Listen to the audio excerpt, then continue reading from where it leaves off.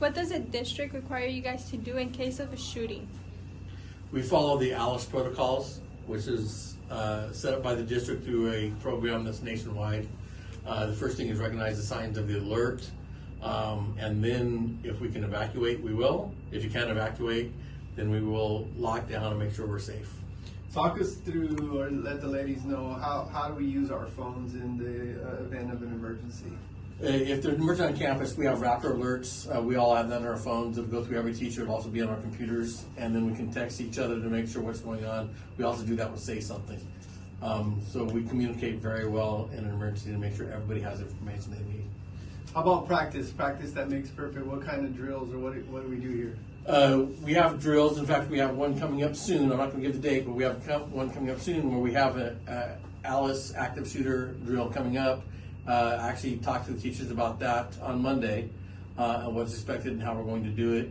And that's to make sure that both the students and the teachers and the staff understand what the protocols are and how to get off campus safely.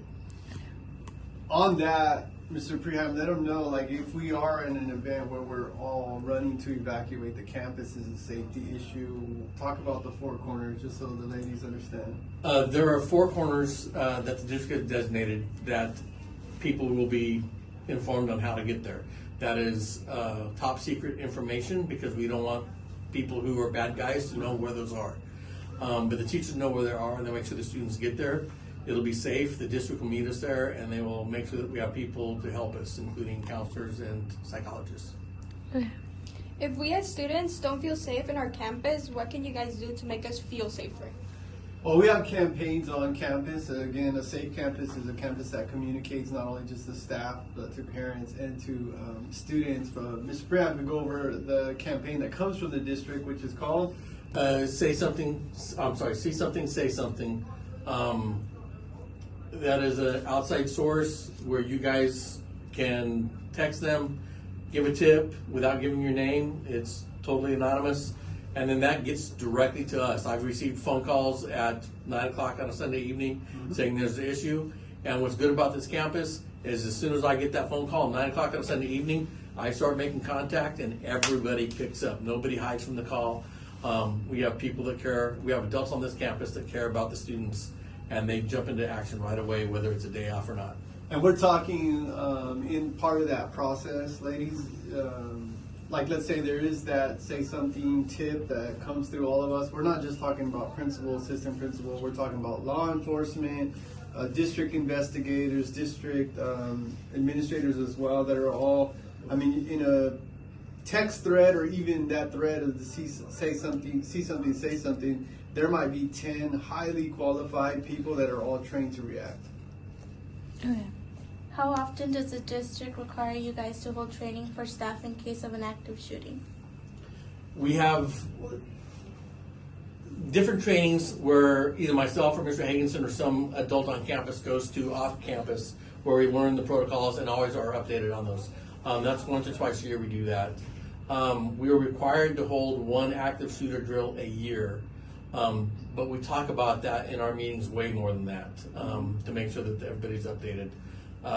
The active shooter training coming up for our campus will be held second semester, very early in second semester. Talk about the beginning of the year as teachers are coming off the fun of summer and they're getting right back into the swing of the new year. What kind of meetings or breakout sessions do they come into? I hold a safety breakout session with the teachers every year, where we go over any changes that happened. We affirm what happened previously. So if nothing did change, we're going to make sure everybody still knows it, so that they learn it again. And then the new teachers, we put a little more stress on to say, this is what you do, this is how you do it, so they learn it from the very beginning. Then we always update with the substitute teachers that come on campus. Campus supervisors will go to them and say, hey, this is an emergency, this is what you do, this is how you do it. Make sure that they understand how to take care of our kids if something happens.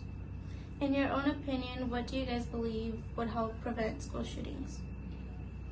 Honestly, it's about building relationships, understanding teachers, understanding students, understanding all the support staff on campus, because there are signs where people look like they're struggling, or students may be struggling through some things, and knowing those signs and knowing who to communicate appreciate that too. Is the first start of making sure we're all safe. And I can tell you that we have some very, very, very highly qualified people on this campus, from school psychologists to social workers to a YSO officer. And I like to mirror what Mr. Shrum, our superintendent, says about our community.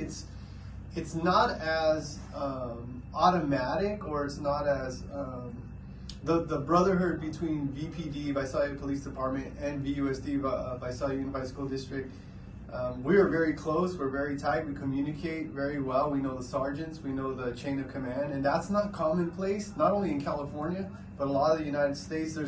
There's different relationships between law enforcement and schools. Some are really close, like ours, and some are not. So it's something, as Mr. Strum, not to speak for him, but coming into this community from an outside state, he noticed right away that partnership is strong and it's very solid, and it's getting better each year.